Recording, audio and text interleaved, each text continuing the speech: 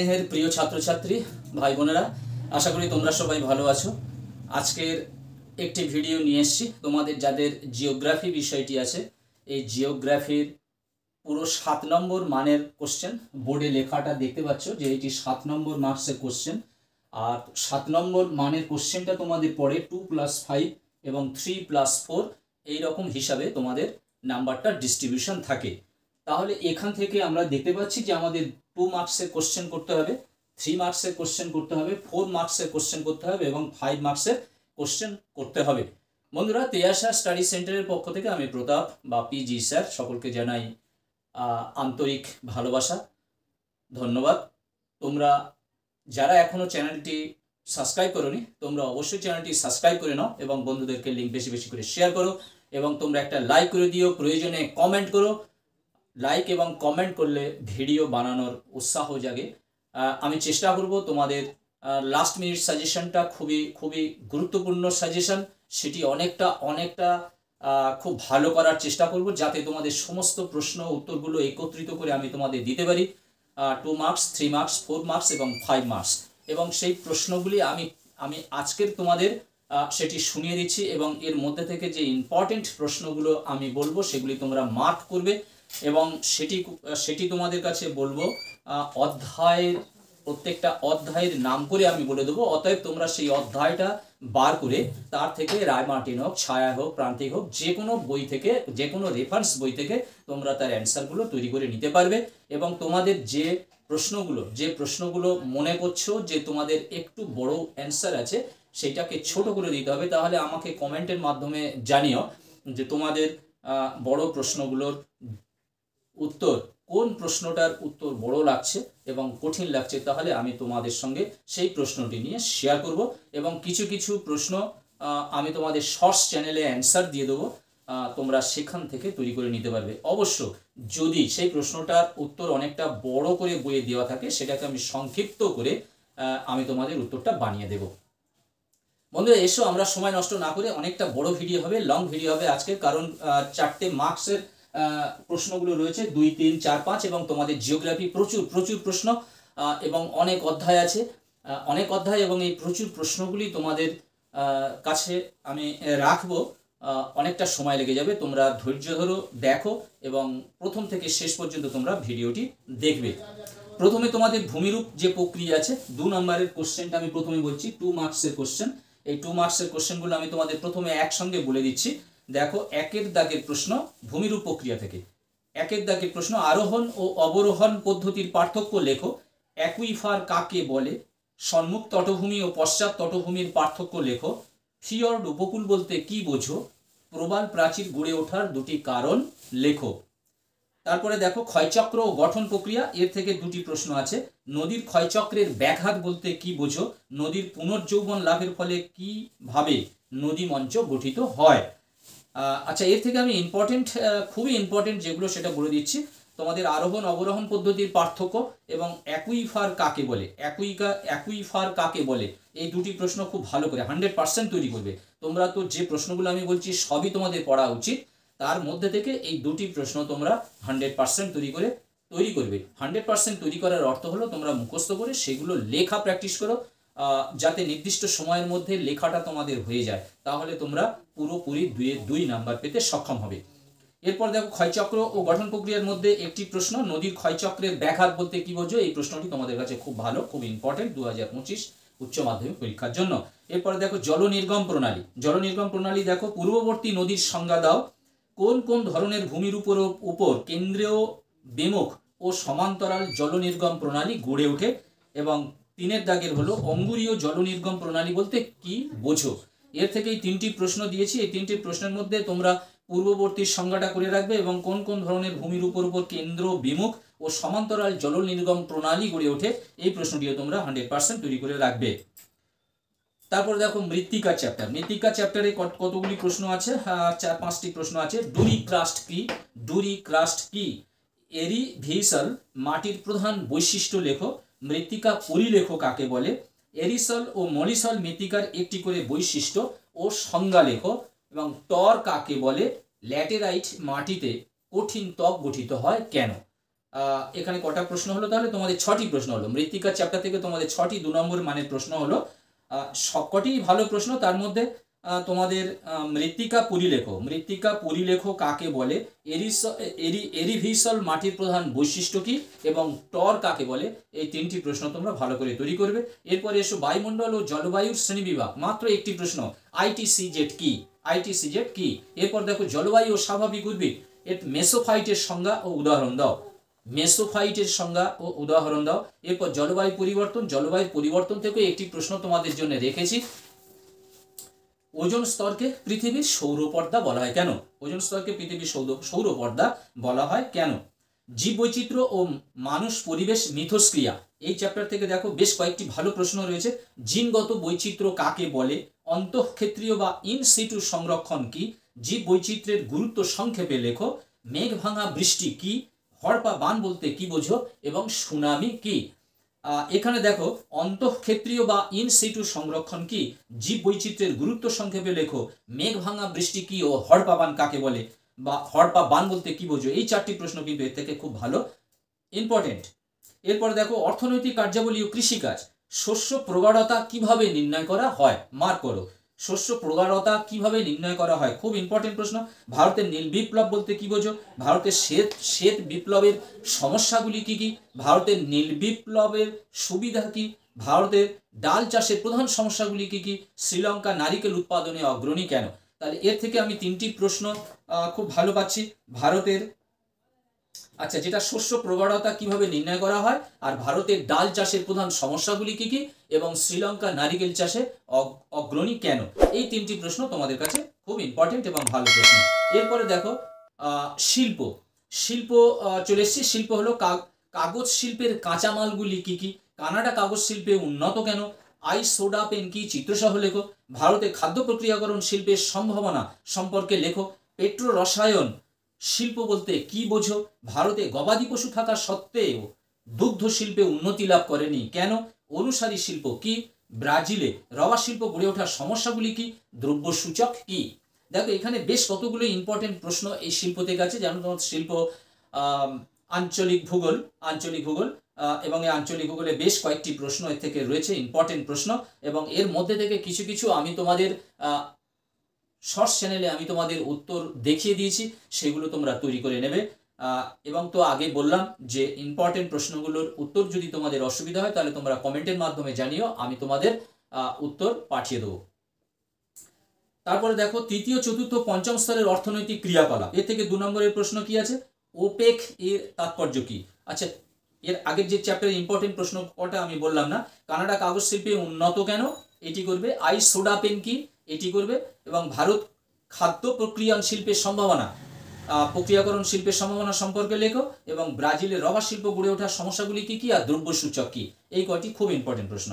তাহলে ওপেকের তাৎপর্য কি, ইন্টারনেটের সুবিধা ও গুরুত্ব কি, এবং আধুনিক যোগাযোগ ব্যবস্থায় কৃত্রিম উপগ্রহের প্রভাব মূল্যায়ন করো। তাহলে এর মধ্যে থেকে ওপেকের তাৎপর্যটা কি, এটি ইম্পর্টেন্ট প্রশ্ন।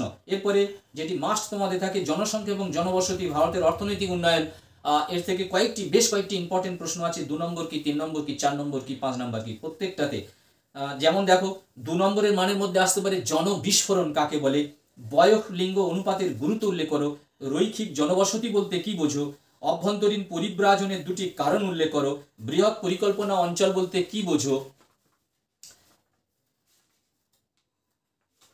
এই কটি। এবং বেঙ্গালুরু ইলেকট্রনিক শিল্পে উন্নত কেন, উন্নত কেন। কলকাতা বন্দরের সহযোগী বন্দর হিসেবে হলদিয়া বন্দরের গুরুত্ব আলোচনা করে, এটা মানে পরিবহন আছে, পরিবহন থেকেও এর সঙ্গে জুড়ে দেওয়া হয়েছে। পরিকল্পনা অঞ্চল কাকে বলে, পরিকল্পনা অঞ্চলের 2টি বৈশিষ্ট্য লেখো, ক্ষুদ্র ও বৃহৎ পরিকল্পনা অঞ্চলের প্রভেদ কি। এই কটি প্রশ্ন। এর মধ্যে দেখো কলকাতা বন্দরের সহযোগী বন্দর হিসেবে হলদিয়া বন্দরের গুরুত্ব, পরিকল্পনা অঞ্চল কাকে বলে, পরিকল্পনা অঞ্চলের 2টি বৈশিষ্ট্য, আর এগুলো তো রয়েছে। জনবিস্ফোরণ কাকে বলে, বয়লিঙ্গ অনুপাতে গুরুত্ব উল্লেখ করো, রৈখিক জনবসতি বলতে কি বোঝো, তারপরে অভ্যন্তরীণ পরিব্রাজনের 2টি কারণ উল্লেখ করো। এই গেল তোমাদের 2 নম্বর মানের প্রশ্ন। এইবার চলে এসো তোমাদের 3 নম্বর মানের প্রশ্ন। এই 3 নম্বর মানের প্রশ্নগুলি কি কি আছে, এখানে ভূমিরূপ, ক্ষয়চক্র প্রক্রিয়া, জলনির্গম প্রণালী ও মৃত্তিকা। আমি একসঙ্গে বলে দিচ্ছি, আরোহণ আরোহণ ও অবরোহণ বলতে কি বোঝো, অ্যাকুইফার ও অ্যাকুইক্লুডের পার্থক্য কি, ভৌমজলের উৎস কী কী, জল নির্গম প্রণালীর সঙ্গে তার নিচস্থ ভূতাত্ত্বিক গঠনের সম্পর্ক উদাহরণ সহ ব্যাখ্যা করো। আর্টেজিও কূপ কীভাবে সৃষ্টি হয় তা চিত্রসহ লেখো। মোনাডঙ্ক ও ইনসেলবার্চের মধ্যে পার্থক্য কী, স্থিতিশীল পুনর্যৌবন লাভ কিভাবে ঘটে থাকে। এর মধ্যে ইম্পর্টেন্ট প্রশ্ন দেখো, অ্যাকুইফার অ্যাকুইক্লুডের পার্থক্য খুব ইম্পর্টেন্ট আছে। জল নির্গম প্রণালীর সঙ্গে তার নিচস্থ ভূতাত্ত্বিক যে গঠনের সম্পর্ক সেটি উদাহরণ সহ ব্যাখ্যা করো। এই প্রশ্নটিও খুব ভালো প্রশ্ন আছে। মোনাডঙ্ক ইনসেলবার্চের মধ্যে পার্থক্য, এই প্রশ্নটিও খুব ভালো আছে, ভালো করে তৈরি করবে। বায়ুমণ্ডল, জলবায়ুর শ্রেণীবিভাগ, স্বাভাবিক উদ্ভিদ এবং জলবায়ুর শ্রেণীবিভাগ, আচ্ছা জলবায়ুর পরিবর্তন, আচ্ছা মৌসুমী বায়ুর উপর জেট বায়ুর প্রভাব বিশ্লেষণ করো। ভূমধ্যসাগরীয় অঞ্চল ফল উৎপাদনে বিখ্যাত কেন, বিশ্ব উষ্ণায়নের প্রভাবগুলি লেখো। জলজ উদ্ভিদ কয় প্রকার ও কি কি। এরপরে দেখো জীব বৈচিত্র্য, আচ্ছা এর মধ্যে ইম্পর্টেন্ট হলো তোমাদের ভূমধ্যসাগরীয় অঞ্চল ফসল উৎপাদনে বিখ্যাত কেন, বিশ্ব উষ্ণায়নের প্রভাবগুলি লেখো। জলজ উদ্ভিদ কয় প্রকার ও কি কি। এই কটা খুব ভালো করে করবে, বাদ দেওয়ার মতো কিছু নেই। জীব বৈচিত্র্যের মধ্যে তোমাদের রেড ডাটা বুক ও গ্রিন ডাটা বুক কি, জীব বৈচিত্র্য সংরক্ষণের প্রয়োজনীয়তা কি, খুব ইম্পর্টেন্ট প্রশ্ন। জীব বৈচিত্র্য সংরক্ষণের প্রয়োজনীয়তা কি এবং রেড ডাটা বুক এবং গ্রিন ডাটা বুক কি। আর ভারতের হটস্পটগুলির নাম লেখো, এগুলো তোমার করে রাখতেই হবে। ভারতের হটস্পটগুলির নাম করো বা নাম লেখো। এরপরে দেখো অর্থনৈতিক কার্যাবলী কৃষিকাজ, চতুর্থ ও পঞ্চম স্তরের অর্থনৈতিক কার্যাবলীর পার্থক্য লেখো। আধুনিক কৃষিতে যান্ত্রিকীকরণের দুটি করে সুফল ও কুফল লেখো। নিবিড় জীবিকা সত্তা ভিত্তিক কৃষি পদ্ধতিতে মাথাপিছু উৎপাদন কম কেন, খুব ইম্পর্টেন্ট প্রশ্ন। নিবিড় জীবিকা সত্তা ভিত্তিক কৃষি পদ্ধতিতে মাথাপিছু উৎপাদন কম কেন। ব্যাপক কৃষি প্রধানত রপ্তানি ভিত্তিক হওয়ার কারণ কি, ইম্পর্টেন্ট প্রশ্ন। ধান গম উৎপাদনের অনুকূল পরিবেশ, এটা করে তৈরি করে রাখবে, বিশেষ করে জলবায়ু মৃত্তিকা, এই দুটো তৈরি করে রাখবে, ধান আর গম। দক্ষিণ ভারতে কফি চাষের উন্নতি ঘটার কারণ কি এবং কোয়াটারনারি ও কুইনারি অর্থনৈতিক কার্যাবলীর বৈশিষ্ট্য লেখো। তাহলে এর মধ্যে আমি ইম্পর্টেন্ট পাচ্ছি নিবিড় জীবিকা সত্তা ভিত্তিক কৃষি পদ্ধতিতে মাথাপিছু উৎপাদন কম কেন, এই প্রশ্নটি খুব ভালো প্রশ্ন। এরপরে তোমাদের দক্ষিণ ভারতে কফি চাষের উন্নতির কারণ এটি এবং ব্যাপক কৃষি প্রধানত রপ্তানি ভিত্তিক হওয়ার কারণ কি, এটি। এই তিনটি প্রশ্ন আমি এর থেকে খুব 100% ইম্পর্টেন্ট পাচ্ছি, খুব ভালো করে তৈরি করবে। এখনো চলছে মান 3, এবার শিল্প এবং তৃতীয় চতুর্থ ও পঞ্চম স্তরের ক্রিয়াকলাপ, জনসংখ্যা ও জনবসতি। এই চ্যাপ্টার থেকে দেখো ভারতের রেডিমেড পোশাক শিল্প সম্পর্কে লেখো। ভারতের ছোটনাগপুর মালভূমি অঞ্চলে লৌহ ইস্পাত শিল্পের কেন্দ্রীভবনের কারণসমূহ আলোচনা করো। কাঁচামালের অভাব সত্ত্বেও জাপান লৌহ ইস্পাত শিল্পে একদশী ভবনের কারণ কি। কোন দেশের অর্থনীতির ওপর পর্যটন শিল্পের প্রভাব আলোচনা করো। জনাকীর্ণতা এবং জনস্বল্পতা বলতে কি বোঝো বা কাকে বলে। জনঘনত্ব মানুষ জমি অনুপাতের সম্পর্ক দেখাও। আদমশুমারি অনুযায়ী পৌর বসতি ও গ্রামীণ বসতির সংজ্ঞা দাও। কার্যাবলীর ভিত্তিতে পৌর বসতির শ্রেণীবিভাগ করো, উদাহরণ দাও। কার্যাবলীর ভিত্তিতে গ্রামীণ বসতির শ্রেণীবিভাগ ও উদাহরণ দাও। এর মধ্যে থেকে আমি তোমাদের ইম্পর্টেন্টের কথা বলবো, যেটা কাঁচামালের অভাব সত্ত্বেও জাপান লৌহ ইস্পাত শিল্পে একদশী ভবনের কারণ কেন ঘটেছে। তারপরে দেখো আরেকটি প্রশ্ন, জনাকীর্ণতা জনস্বল্পতা কাকে বলে। জনঘনত্ব মানুষ জমি অনুপাতের সম্পর্ক দেখাও, এই প্রশ্নটিও ভালো। এবং কার্যাবলীর ভিত্তিতে পৌর বসতির শ্রেণীবিভাগ করো, উদাহরণ দাও, এই প্রশ্নটিও ভালো। ভারতের অর্থনৈতিক উন্নয়নে মাত্র একটি প্রশ্ন আছে, যেটি হলো হলদিয়া বন্দর গড়ে ওঠার কারণগুলি কি কি। হলদিয়া বন্দর গড়ে ওঠার কারণগুলি কি কি, খুবই সহজ প্রশ্ন, একবার দুবার করে শুধু পয়েন্ট কটা মনে রেখে দেবে এবং তোমরা তার থেকে লিখতেই পারবে। এবারে দেখো মান 4, এবারে আমরা চলে এসেছি এই চারের মানের প্রশ্নগুলি। চারের মানের প্রশ্নগুলি হলো চিত্রসহ চুনা পাথর গঠিত অঞ্চলে অন্ধ উপত্যকা কিভাবে গঠিত হয় তা ব্যাখ্যা করো। বন্ধুরা বুঝতেই পারছো 2, 3, 4, 5 সব একত্রে প্রশ্নগুলো আমি আজকের বলছি, ফলে তোমাদের ভিডিওটি একটি লং হবে, তোমাদের একটু ধৈর্য ধরে দেখতে হবে। রিয়া ও ফিয়র্ড উপকূলের 4টি পার্থক্য লেখো। পেনিপ্লেন ও পেরিপ্লেনের মধ্যে পার্থক্য দেখাও। মৃত্তিকা সৃষ্টিতে আদিশিলা জলবায়ুর ভূমিকা সংক্ষেপে আলোচনা করো। এলুভিয়েশন ও এলুভিয়েশনের বৈশিষ্ট্যগুলি আলোচনা করো। এরপরে দেখো গঠনকারী ও বিনাশকারী তরঙ্গের পার্থক্য কি কি। উপকূল রেখা ও তটভূমির পার্থক্যগুলি কি কি বা পার্থক্যগুলি লেখো। কেন্দ্র বিমুখ ও কেন্দ্রমুখী জল নির্গম প্রণালীর মধ্যে পার্থক্য লেখো। মাটির সৃষ্টিতে সক্রিয় উপাদানগুলি আলোচনা করো। তারপরে দেখো ঘূর্ণবাদ ও প্রতীপ ঘূর্ণবাদের মধ্যে প্রভেদ কি। ক্রান্তীয় ঘূর্ণবাদ ও নাতিশীতোষ্ণ ঘূর্ণবাদের মধ্যে পার্থক্য লেখো।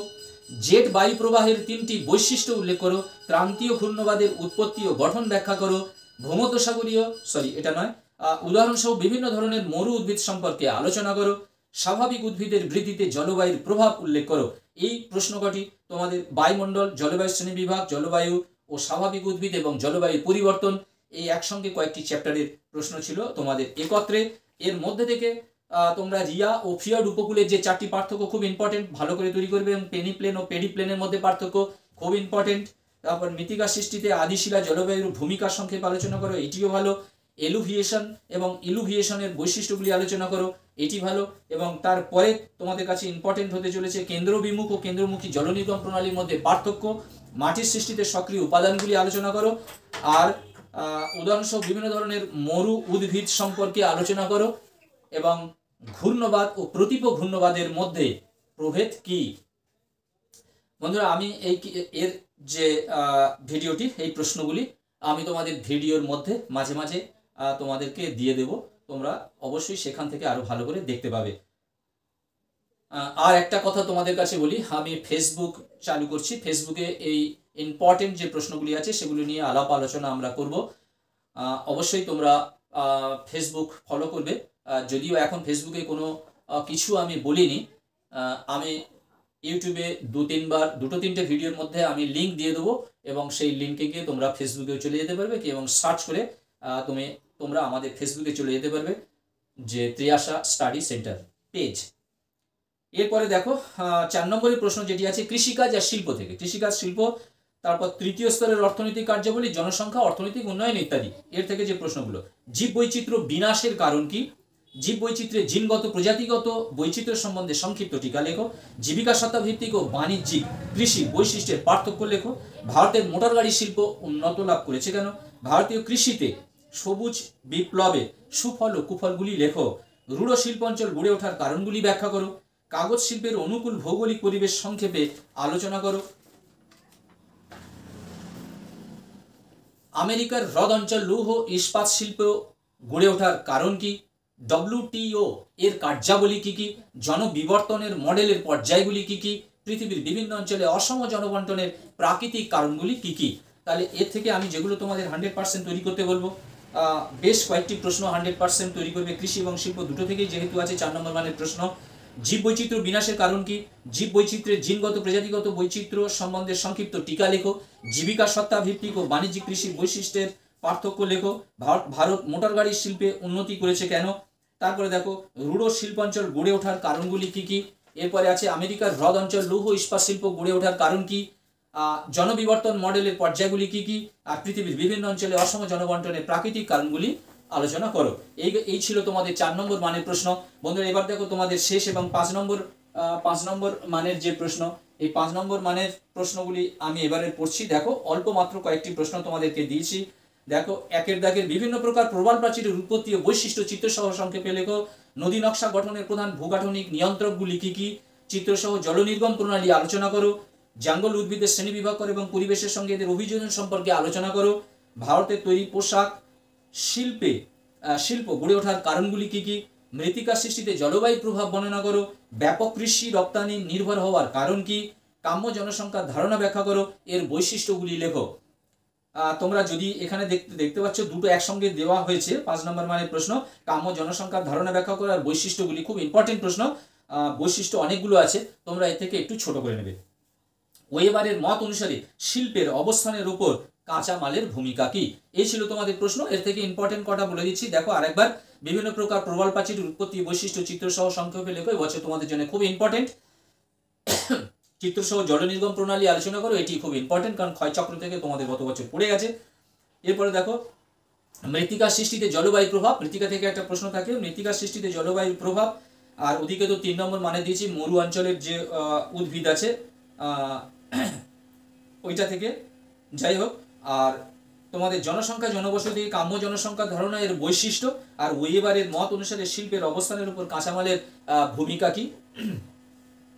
এই ছিল তোমাদের আজকেকার ভিডিও। তোমাদের যাদের জিওগ্রাফি বিষয়টি আছে, তোমাদের যাদের ভবিষ্যতে জিওগ্রাফি অনার্স নেবার ইচ্ছা আছে, তোমরা অবশ্যই সব প্রশ্নগুলি তোমরা ভালো করে তৈরি করো।